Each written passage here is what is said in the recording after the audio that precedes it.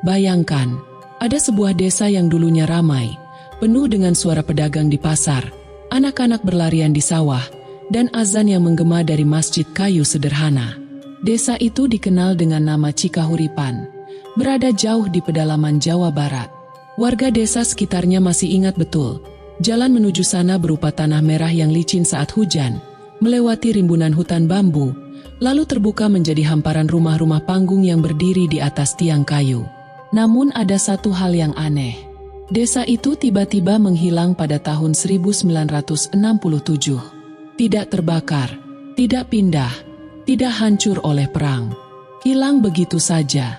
Dan sejak hari itu, nama desa Cikahuripan tak pernah lagi ditemukan di dalam peta, baik peta milik pemerintah maupun catatan administratif daerah. Seorang pria tua bernama Pak Karta, saksi hidup yang kini berusia lebih dari 80 tahun, pernah bercerita bahwa ia masih sempat berjualan hasil bumi di pasar desa itu. Menurutnya, suasana Cikahuripan selalu terasa berbeda dibanding desa lain. Kalau masuk ke sana, anginnya berat, seperti membawa suara-suara yang tidak kelihatan. Begitu katanya dengan wajah serius. Anehnya, tidak semua orang bisa menemukan jalan menuju desa itu. Kadang jalan setapak yang sama, jika dilewati orang asing, akan berujung buntu di kebun bambu. Sejak berita hilangnya desa menyebar, banyak peneliti, wartawan, bahkan aparat keamanan mencoba masuk ke lokasi. Tapi yang mereka temukan hanya lahan kosong. Tidak ada bekas fondasi, tidak ada puing, bahkan tidak ada jejak bekas manusia pernah tinggal di sana. Padahal warga desa sekitar bersumpah bahwa sebelum 1967, desa itu sangat hidup. Yang membuat misteri semakin menakutkan adalah catatan arsip pemerintah daerah tahun 1966. Di sana tercatat bahwa desa Cikahuripan memiliki 317 jiwa penduduk, dengan kepala desa bernama Raden Wirya Kusuma. Tetapi dalam arsip tahun 1968, nama desa itu hilang. Tidak tercatat pindah, tidak ada laporan bencana, seolah-olah desa itu memang tidak pernah ada. Banyak orang menduga ada kekeliruan administratif. Namun, peneliti sejarah dari Bandung, DRS Suryana, pernah menegaskan dalam wawancaranya, ini bukan kesalahan data. Saya temukan buku induk Sekolah Rakyat tahun 1966 yang mencatat nama murid-murid dari desa itu. Bahkan ada stempel resmi dengan tulisan, Sekolah Rakyat Cikahuripan. Tapi sekolahnya sendiri tidak pernah ditemukan. Malam hari, cerita-cerita lebih menyeramkan muncul. Beberapa warga dari desa tetangga mengaku pernah mendengar suara gamelan di kejauhan. Padahal arah suara itu berasal dari lokasi kosong tempat desa itu seharusnya berdiri. Ada pula kisah seorang sopir truk yang tersesat di jalan hutan dan mendadak menemukan perkampungan penuh lampu damar. Ia berhenti untuk menanyakan arah, namun keesokan harinya, saat ia kembali ke tempat itu bersama temannya, kampung tersebut tidak ada lagi. Pernah juga ada sekelompok mahasiswa pencinta alam yang mencoba melakukan penelitian kecil di sana pada tahun 1990-an. Malam pertama mereka bermalam di tenda, salah satu anggota kelompok mendengar suara azan subuh begitu jelas. Anehnya, ketika ia keluar untuk memastikan, hutan yang gelap gulita itu tetap sunyi. Ketika ia kembali masuk ke tenda, ia mendapati jam tangannya bergerak mundur, bukan maju. Sejak saat itu, mereka semua menolak membicarakan pengalaman tersebut. Desa Cikahuripan mulai dikenal sebagai desa mati yang tertelan waktu. Masyarakat setempat meyakini bahwa seluruh warganya telah masuk ke dimensi lain. Mereka percaya ada kutukan yang menimpa desa itu setelah kepala desa diduga melakukan sebuah perjanjian kelam. Tapi perjanjian seperti apa? Tidak ada yang benar-benar tahu.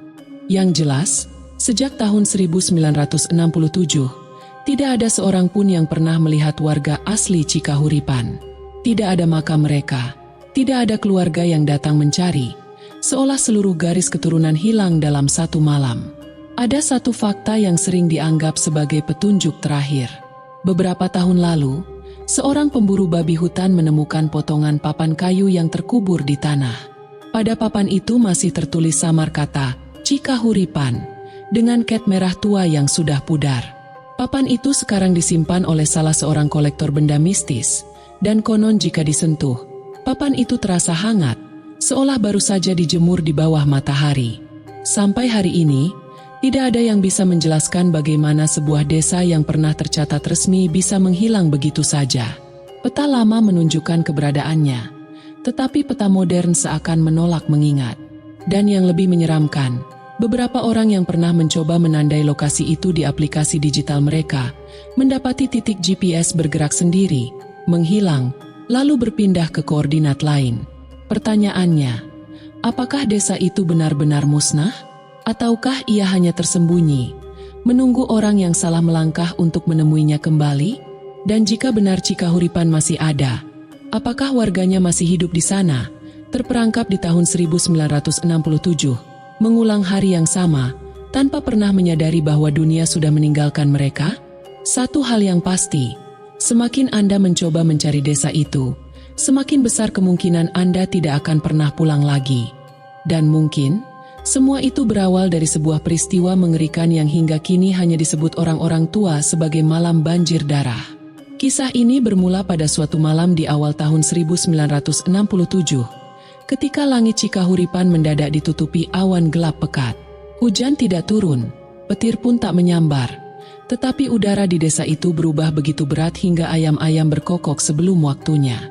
Sungai kecil yang membelah desa, yang biasanya jernih dan mengalir tenang, tiba-tiba memerah. Awalnya hanya samar, seperti terkena lumpur. Namun beberapa menit kemudian, seluruh alirannya benar-benar berubah menjadi cairan pekat menyerupai darah segar. Warga desa yang sedang beristirahat panik. Ada yang berlari keluar rumah sambil membawa obor. Ada pula yang berteriak memanggil tetangga. Para ibu mendekap anak-anak mereka, sementara lelaki desa berbondong-bondong menuju tepi sungai. Yang mereka lihat malam itu tak pernah bisa dijelaskan. Bukan hanya airnya yang merah, tetapi bau amis menusuk hidung, sama persis dengan bau darah hewan yang baru disembelih. Anehnya, tidak ada bangkai ikan, tidak ada tubuh manusia, tidak ada hewan mati. Sungai itu tetap mengalir deras, tetapi warnanya merah pekat seolah seluruh aliran air telah diganti cairan lain. Beberapa orang mencoba mengambil air itu dengan tempayan. Mereka kaget ketika menyadari cairan itu mengental seperti darah asli. Bahkan ketika dituang ke tanah, cairan itu tak meresap, hanya menggumpal membentuk bercak hitam yang berasap pelan. Hingga kini, tidak ada seorang pun yang bisa memastikan apa sebenarnya yang mengalir di sungai malam itu. Yang lebih menakutkan adalah kejadian setelahnya. Malam itu, lebih dari 50 orang desa mendadak mengalami kejang-kejang. Mereka berteriak histeris, matanya terbelalak, dan berbicara dengan suara yang bukan milik mereka. Menurut catatan dari seorang mantri kesehatan yang sempat dipanggil dari desa sebelah, kondisi mereka menyerupai orang yang dirasuki. Tubuh mereka menggeliat tidak wajar, bahkan beberapa di antaranya merangkak dengan posisi tubuh terbalik, kaki di atas, kepala di bawah, sesuatu yang tak mungkin dilakukan manusia biasa. Seorang saksi bernama Mak Empat, seorang janda tua yang malam itu tengah menenun tikar, mengaku melihat bayangan besar di atas sungai. Bayangan itu menyerupai kepala raksasa dengan mata merah menyala, muncul sebentar lalu hilang di balik kabut. Tak ada yang berani mengkonfirmasi kebenaran cerita ini, tetapi hampir semua orang yang mendengar pengakuan Mak Empat merinding hingga kini.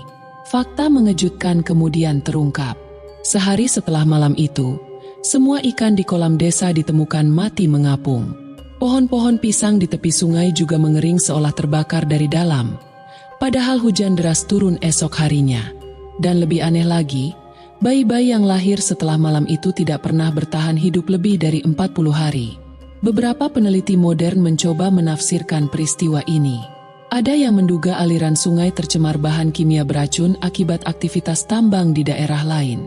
Namun, masalahnya, pada tahun 1967 tidak ada catatan tentang industri besar di sekitar Cikahuripan. Bahkan desa itu berada jauh di dalam hutan, tanpa akses transportasi besar. Jadi, dari mana asal darah itu? Masyarakat sekitar percaya bahwa malam itulah awal dari berakhirnya Cikahuripan. Mereka meyakini kepala desa, Raden Wiryakusuma, melakukan sebuah ritual pemanggilan makhluk gaib untuk menguatkan kedudukannya. Konon, Ia mengorbankan seekor kerbau di tepi sungai. Tetapi yang datang bukanlah roh pelindung, melainkan sesuatu yang jauh lebih mengerikan, yang menelan bukan hanya hewan kurban, melainkan seluruh desa. Sejak malam itu, warga desa satu persatu jatuh sakit. Ada yang tubuhnya membengkak, ada pula yang kehilangan penglihatan tanpa sebab jelas. Namun yang paling tragis adalah anak-anak desa. Mereka mulai menghilang satu persatu, lenyap tanpa jejak, seolah ditelan bumi. Kejadian malam banjir darah terus menjadi rahasia kelam. Desa tetangga memilih diam. Tak ada yang berani lagi melewati jalan menuju Cikahuripan. Hingga akhirnya, beberapa bulan setelahnya, kabar menggemparkan datang. Desa itu benar-benar hilang. Kini, lebih dari 5 dekade berlalu, cerita itu masih hidup. Beberapa orang yang nekat mendekati lokasi bekas desa mengaku masih bisa mencium bau amis di udara, terutama pada malam-malam tertentu menjelang bulan purnama. Dan ada juga yang bersumpah pernah melihat aliran kecil berwarna merah mengalir pelan di tanah kosong itu, meski tak ada sungai di sana lagi. Pertanyaannya, apakah malam banjir darah hanyalah fenomena alam yang salah dipahami, atau benar-benar sebuah pertanda bahwa desa Cikahuripan telah dipanggil masuk ke dunia lain? Jika benar begitu, maka misteri belum selesai. Karena setelah malam itu, sesuatu yang lebih mengerikan menunggu. Lenyapnya semua anak-anak desa tanpa pernah ditemukan kembali. Dan di tengah kepanikan itulah, satu-satunya bangunan yang masih bertahan dan terus dibicarakan hingga hari ini adalah rumah kepala desa. Bangunan itu berbeda dengan rumah panggung lain di Cikahuripan. Sementara warga membangun rumah sederhana dari kayu dan bambu, rumah kepala desa Wiryakusuma berdiri kokoh dengan tembok batu hitam. Atapnya dari ijuk tebal, dan pintunya dipasang 2 daun kayu jati berukir motif menyerupai ular yang saling melilit. Bagi sebagian orang, ukiran itu hanyalah ornamen khas Jawa lama. Tetapi bagi mereka yang peka, motif itu menyerupai simbol kuno, tanda bahwa pemilik rumah memiliki ikatan dengan sesuatu yang tidak kasat mata. Ketika seluruh warga Cikahuripan menghilang, bangunan itu tetap berdiri, tak hancur, tak tertelan tanah, seakan dilindungi oleh kekuatan tak terlihat. Dan yang lebih mengerikan, orang-orang yang mencoba masuk ke dalamnya selalu mengalami kejadian aneh. Seorang aparat desa dari wilayah tetangga, yang dikirim untuk memeriksa lokasi pada tahun 1968, menceritakan pengalamannya. Saat ia dan 3 rekannya membuka pintu rumah kepala desa, udara di dalam terasa sangat berat, seperti masuk ke dalam ruangan penuh asap padahal tidak ada api. Lantai rumah retak-retak, dan di salah satu dinding terdapat tulisan kuno yang tidak mereka kenali. Tulisan itu tidak menyerupai huruf Latin, tidak pula aksara Jawa yang mereka tahu. Bentuknya melengkung, tajam, dan berulang seperti mantra. Menurut keterangan, salah seorang rekan aparat itu mendadak muntah darah begitu mencoba mendekati tulisan tersebut. Mereka panik, buru-buru keluar, dan sejak hari itu rumah kepala desa dibiarkan begitu saja, tidak pernah disentuh lagi. Bertahun-tahun kemudian, tepatnya pada 1997, seorang peneliti filologi dari Universitas Pajajaran mencoba menyalin simbol-simbol di dinding rumah itu. Ia menduga itu adalah bentuk aksara kuno Sunda Wiwitan. Namun setelah diteliti lebih lanjut, ia menemukan sesuatu yang mengejutkan. Tulisan itu ternyata sebuah mantra pemanggil arwah leluhur. Tetapi ada yang tidak wajar. Baris terakhir mantranya tidak menyebutkan nama nenek moyang, melainkan sesuatu yang disebut Sang Penjaga Sungai Merah. Interpretasi itu membuat bulu kuduk berdiri. Apakah kepala desa benar-benar memanggil makhluk gaib yang bersemayam di sungai? Dan makhluk itulah yang meminum darah Cikahuripan hingga seluruh desa tenggelam dalam kutukan? Rumah itu sendiri kini hanya tersisa reruntuhan. Namun ada kesaksian menarik dari seorang warga kampung tetangga yang pernah nekat mendekat pada tahun 2003. Ia mengaku masih melihat rumah itu berdiri utuh.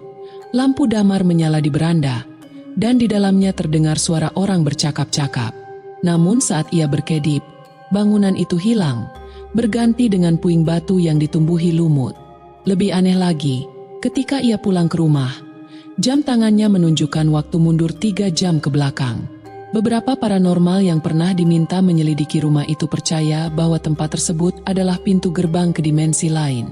Konon, Roh kepala desa masih tinggal di sana, menjaga perjanjian gelapnya agar tidak putus.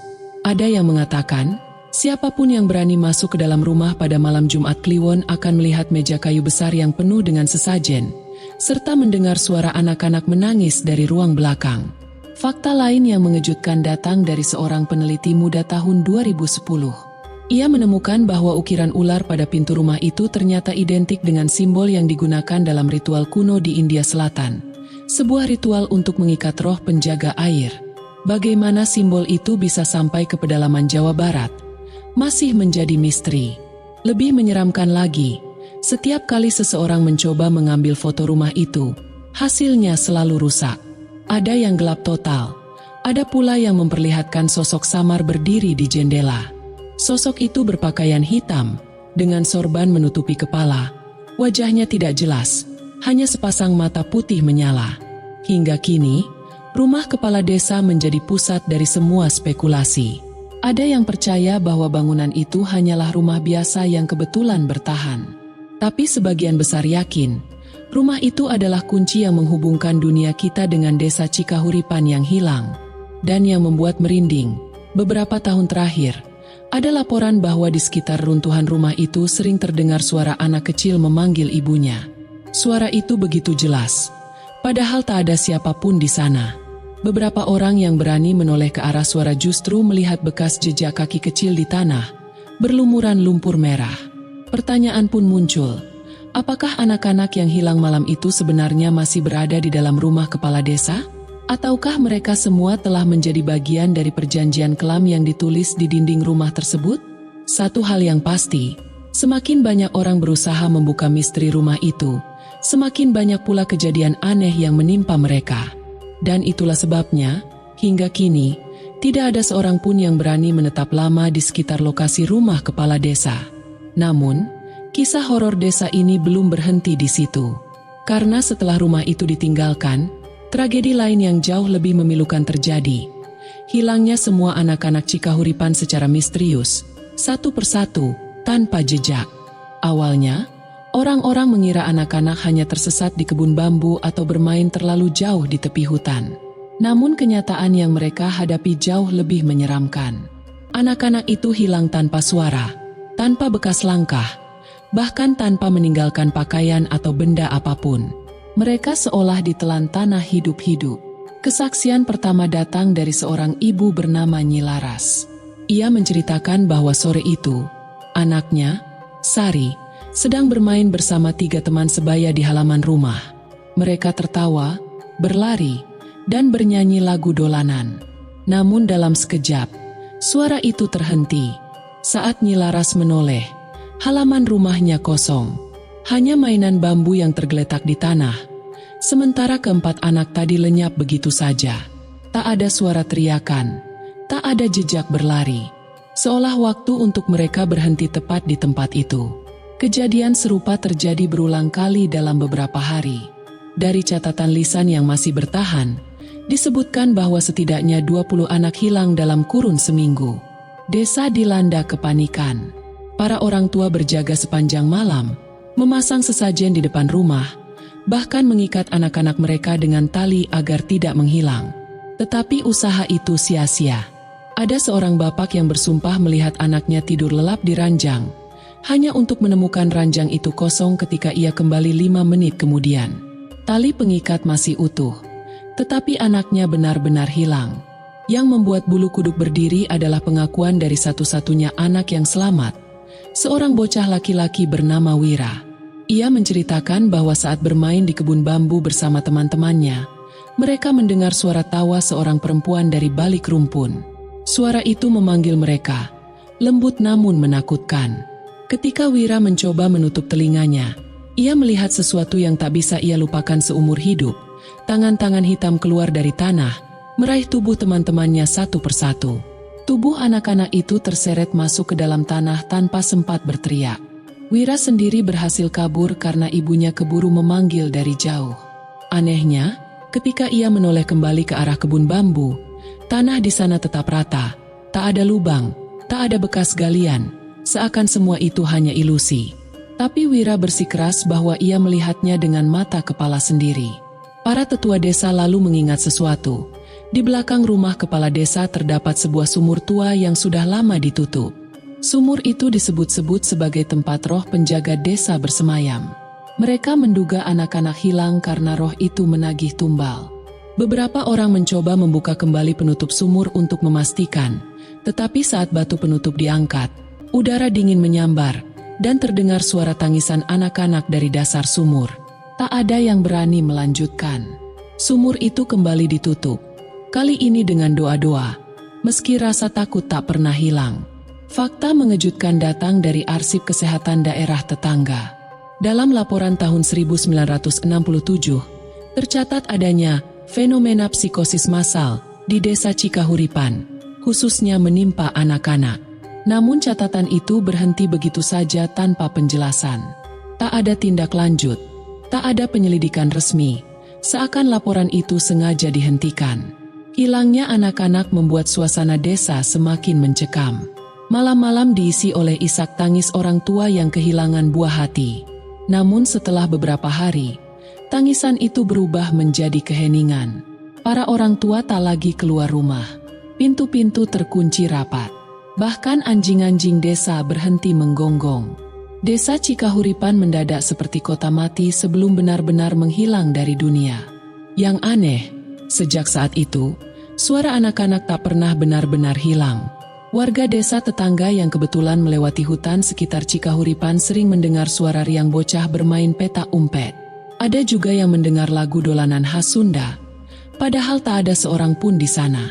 Semuanya terjadi di tempat yang sama, dekat kebun bambu tempat Wira melihat teman-temannya terseret masuk ke tanah. Beberapa tahun setelah desa itu hilang, seorang dukun terkenal dari daerah Subang pernah mencoba memanggil roh anak-anak yang hilang dengan ritual khusus. Dalam pengakuannya, ia mendengar suara ratusan bocah menangis bersamaan, tetapi tak satu pun yang mau menampakkan diri. Yang muncul justru bayangan besar menyerupai sosok kepala desa, dengan suara berat berkata, "Mereka milikku, tidak ada yang boleh mengambil kembali."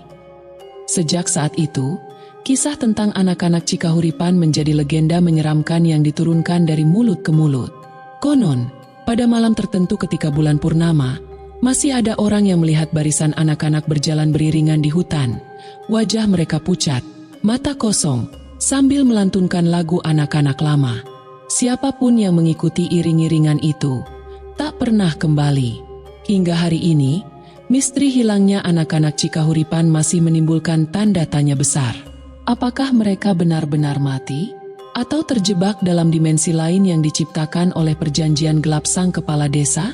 Dan dari sinilah, keyakinan semakin menguat bahwa bukan hanya sungai, bukan hanya rumah kepala desa, tetapi seluruh desa Cikahuripan telah dijadikan bagian dari ritual terlarang yang jauh lebih besar daripada yang pernah dibayangkan. Karena setelah lenyapnya anak-anak, para warga dewasa pun perlahan menghilang, terseret ke dalam sebuah ritual terakhir yang disebut-sebut sebagai ritual pohon terlarang. Namun, saat Ustadz Endang mencoba berdiri untuk menenangkan keadaan, tiba-tiba tubuhnya kembali lunglai. Pandangan matanya berkunang, seolah ada kabut hitam yang menyelimuti seluruh ruangan. Suara-suara asing mulai terdengar, bisikan lirih yang entah datang dari mana, bercampur dengan aroma kemenyan yang semakin menyengat. "Endang, kau sudah menolak apa yang seharusnya menjadi takdirmu." Suara itu bergema, berat, namun tak terlihat wujud siapa yang berbicara. Ustadz Endang mencoba membaca doa. Mulutnya bergerak cepat, namun setiap ayat yang keluar terasa berat, seakan lidahnya dililit sesuatu yang tak kasat mata. Ayat-ayat yang biasanya mengalir lancar kini seperti tertahan di kerongkongan. Tiba-tiba, dari sudut ruangan, tampak sosok Ai berdiri. Wajahnya menampakkan senyum yang mengerikan, bukan senyum manusia biasa, melainkan senyum yang penuh kepuasan jahat. Mata Ai berkilat merah, tatapannya menusuk, membuat tubuh Ustadz Endang gemetar tanpa bisa dikendalikan. "Lihatlah, inilah akibat menolak permintaanku. Kau pikir doa bisa menolongmu? Hahaha." Suara tawa Ai menggema, meski bibirnya hanya tersenyum tipis. Ustadz Endang memaksakan diri melawan. Dalam hati ia berkata, "Aku tidak boleh kalah. Allah pasti menolong hambanya." Namun semakin ia berusaha menguatkan diri, bayangan-bayangan hitam semakin memenuhi ruangan. Dinding kamar seperti bergetar, lampu bergoyang, dan udara menjadi dingin menusuk tulang. Di tengah kepanikan itu, terdengar suara lembut dari luar ruangan. "Pak Ustadz, Pak Ustadz." Itu suara Ibu Ratna, salah satu jamaah yang sering meminta doa. Ustadz Endang terkejut. Bagaimana mungkin ia mendengar suara itu? Padahal pintu terkunci rapat dan ia yakin rumahnya sedang kosong. Seketika, pintu kamar berderi terbuka. Sosok perempuan berjubah putih masuk perlahan. Wajahnya samar, matanya kosong, namun senyum tipis menghiasi bibirnya. Sekilas tampak seperti Ibu Ratna, tapi ada sesuatu yang sangat salah. "Pak Ustadz, ikut saya. Hanya saya yang bisa menyelamatkanmu," katanya dengan nada mendayu, seolah merayu. Jantung Ustadz Endang berdegup kencang. Ia tahu betul, itu bukanlah manusia, bukan Ibu Ratna, bukan pula jamaahnya. Itu hanya ilusi, atau mungkin jelmaan makhluk yang dikirim untuk menyesatkannya. "Tidak, aku hanya meminta perlindungan pada Allah," teriak Ustadz Endang dengan suara parau. Ia menutup mata, mencoba fokus mengucapkan ayat kursi meski lidahnya masih terasa berat. Saat ayat itu keluar dengan penuh kesungguhan, sosok perempuan putih itu berteriak melengking. Suara jeritannya memecah keheningan malam, membuat dinding bergetar lebih keras. Sosok itu lalu lenyap, meninggalkan bau amis yang menyengat. Namun, belum sempat Ustadz Endang merasa lega, suara Ai kembali terdengar, kali ini lebih dekat, seperti berada tepat di samping telinganya. "Endang, kau pikir ini sudah berakhir? Ini baru permulaan. Kau akan melihat siapa yang benar-benar berkuasa di sini." Tiba-tiba seluruh ruangan menjadi gelap gulita. Lampu padam, hanya tersisa kilatan merah dari sudut kamar. Dari sana, muncul bayangan besar dengan bentuk menyerupai manusia. Namun kepalanya dipenuhi tanduk, matanya menyala, dan tubuhnya menjulang hingga menyentuh atap. Ustadz Endang tercekat. Tubuhnya lemas, namun hatinya berteriak, "Ya Allah, lindungilah aku." Di tengah kegelapan itu, ia sadar bahwa pertempuran ini bukan lagi sekadar dengan Ai. Ada sesuatu yang lebih besar, lebih menakutkan, yang kini ikut turun menjerat kehidupannya. Namun, saat aku mencoba melangkah mundur, tiba-tiba tubuhku seperti ditarik sesuatu yang tak terlihat. Nafasku memburu, bulu kuduku meremang, dan pandanganku gelap sesaat. Suara tawa serak itu kini terdengar jelas di telingaku, seakan berada tepat di sampingku. "Jangan pikir kau bisa lari, Ustadz." Bisikan itu melingkupi telingaku, membuat tubuhku kaku bagai dipaku di tanah. Aku mencoba membaca doa, lidahku keluh, seolah setiap huruf yang ingin keluar terjerat tali halus tak kasat mata. Udara di sekitarku mendadak berat, seperti ada kabut pekat yang menutup seluruh ruangan. Dari sudut mata, kulihat bayangan hitam merayap di dinding, perlahan membentuk sosok menyerupai manusia, kurus, tinggi, dengan mata merah menyala bagai bara. Tubuhku gemetar hebat. Aku sadar ini bukan sekadar ilusi atau ketakutan biasa. Ini nyata. Sesuatu yang dikirimkan Ai mulai menampakkan wujudnya. Dengan sisa tenaga, aku paksa bibirku berucap, "La ilaha illallah." Suara itu bergetar, namun berhasil keluar. Seketika bayangan hitam itu terhenti, lalu bergetar hebat. Tetapi anehnya, ia justru mengeluarkan suara tangisan lirih, bukan pekikan marah. Suara tangis itu mengaduk-aduk perasaanku. Ada kesedihan, ada derita, seolah makhluk itu tengah menanggung luka yang tak terlihat. Aku terpaku, benakku dipenuhi pertanyaan. Mengapa makhluk itu menangis? Bukankah seharusnya ia marah karena aku melawan? Belum sempat aku merenung, suara berat yang berbeda muncul dari arah gelap ruangan. Suara yang lebih tenang namun dingin, seakan berasal dari kedalaman tanah. "Jangan terpengaruh, Endang. Itu hanya tipuannya. Kau tak tahu siapa sebenarnya yang kau hadapi." Aku terperanjat. Suara itu bukan dari bayangan, bukan pula dari diriku.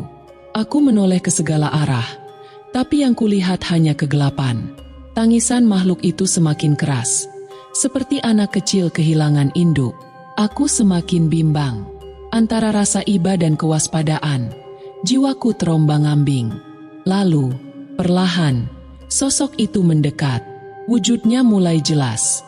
Wajahnya pucat, matanya sembah penuh air, tubuhnya kurus kering. Ia merentangkan tangan, seolah meminta tolong. "Ustadz, tolong aku. Aku disiksa karena perjanjian yang dibuat Ai. Aku terikat padanya. Aku ingin bebas." Jantungku berdegup kencang. Jadi benar, sosok ini bukan hanya sekadar kiriman santet, melainkan makhluk yang terjebak dalam ikatan gelap dukun itu. Aku menarik nafas dalam, mencoba menegakkan hati. "Jika kau ingin bebas, jangan ganggu aku. Aku hanya hamba yang lemah, tapi aku yakin Tuhanku lebih berkuasa dari siapapun yang menahanmu." Makhluk itu terisak semakin keras. Suaranya memantul di setiap dinding ruangan. Namun bersamaan dengan itu, angin dingin menyapu seluruh tubuhku. Aroma kemenyan menyengat, semakin pekat. Lalu, dari kegelapan terdengar suara tawa Ai. Kali ini lebih lantang dan menyeramkan. "Hebat juga kau, Endang. Tapi jangan kira doa-doamu bisa membebaskan makhluk ini begitu saja. Ia milikku.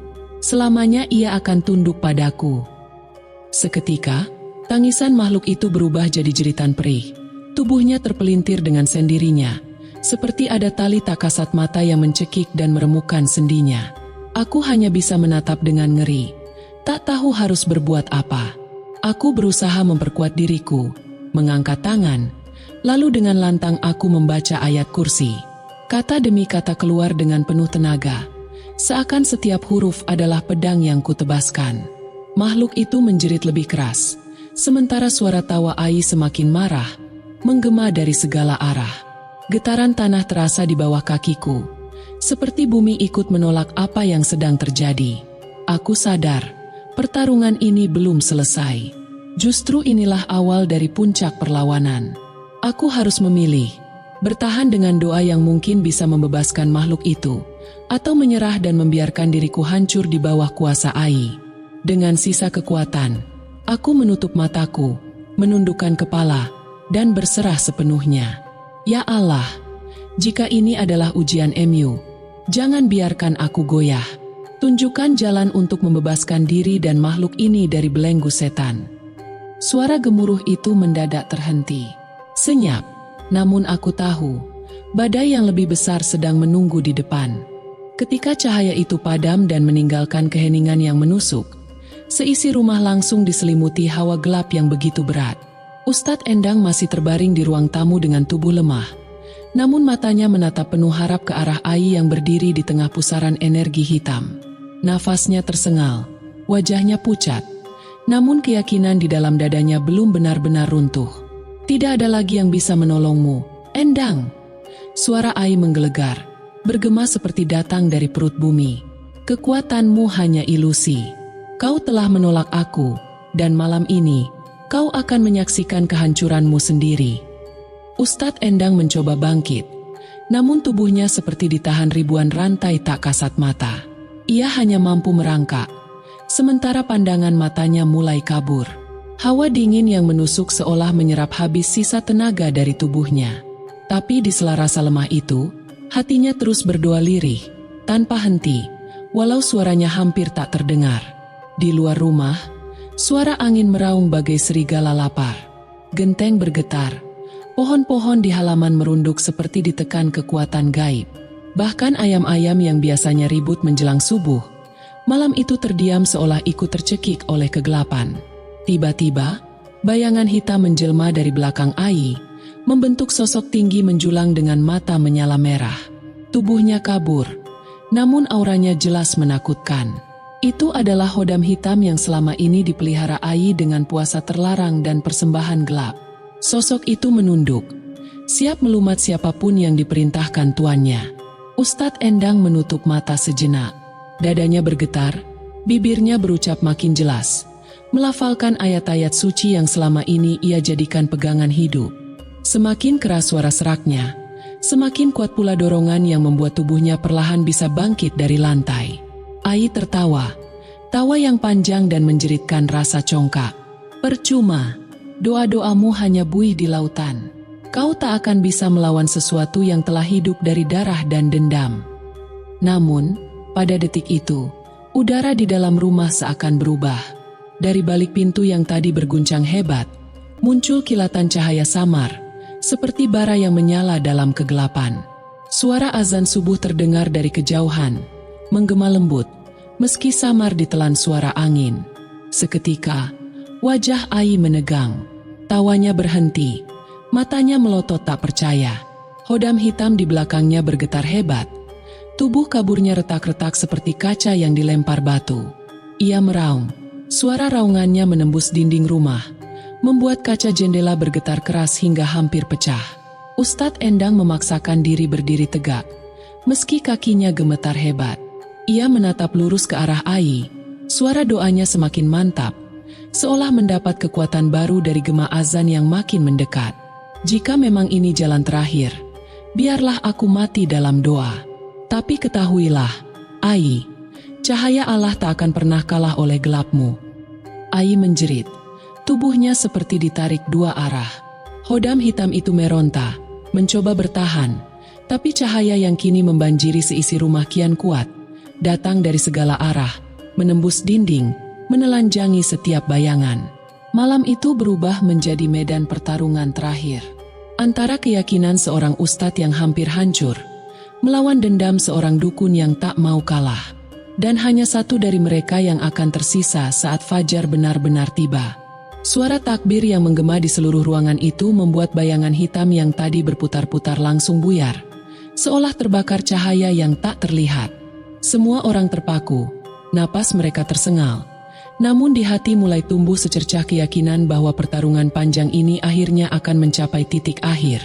Ustadz Endang merasakan tubuhnya ringan untuk pertama kalinya setelah sekian lama dibelenggu. Ia menatap Ai, sosok dukun cabul itu, yang kini tubuhnya lunglai.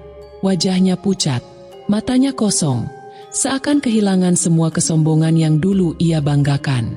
Sesuatu dalam dirinya telah runtuh, sesuatu yang selama ini ia sembunyikan di balik jubah kesaktian palsu. Engkau kalah, Ai. Suara Ustadz Endang terdengar bergetar namun penuh wibawa. Bukan olehku, tapi oleh kuasa Allah yang selama ini kau lawan dengan kesombongan. Ai mencoba bicara, namun suaranya hanya serak lirih. Ia menoleh ke kanan kiri, seolah mencari pertolongan dari sosok gaib yang biasanya selalu setia menemaninya. Tapi malam itu, tak ada yang datang. Semua sirna. Keheningan justru semakin menekan, membuatnya terlihat kecil dan rapuh. Lalu tiba-tiba, dari mulut Ai meluncur tangisan. Tangisan yang mengejutkan semua orang. Aku tak pernah benar-benar tenang, lirihnya. Apa yang kulakukan hanya untuk menutupi ketakutanku sendiri. Air mata menetes, membuatnya bukan lagi terlihat seperti seorang dukun sakti, melainkan seorang manusia biasa yang tersesat terlalu jauh. Ustadz Endang mendekat. Matanya teduh meski tubuhnya masih terasa lemah. Ia meletakkan tangan di dada, menunduk, lalu berkata pelan, "Bertaubatlah, sebelum semuanya terlambat. Tak ada jimat, tak ada hodam, tak ada ilmu yang bisa menyelamatkanmu kecuali rahmat Allah." Seisi ruangan hening. Hanya terdengar isak Ai yang perlahan-lahan berubah menjadi gumaman istighfar. Di luar, azan subuh mulai berkumandang. Seakan menjadi tanda bahwa kegelapan yang selama ini menguasai akhirnya digantikan cahaya baru. Ustadz Endang menutup matanya, menitikkan air mata syukur. Ia tahu, perjalanan panjang yang hampir membuatnya gila akhirnya berakhir dengan cahaya. Dan untuk pertama kalinya, ia bisa tersenyum dengan hati yang lega.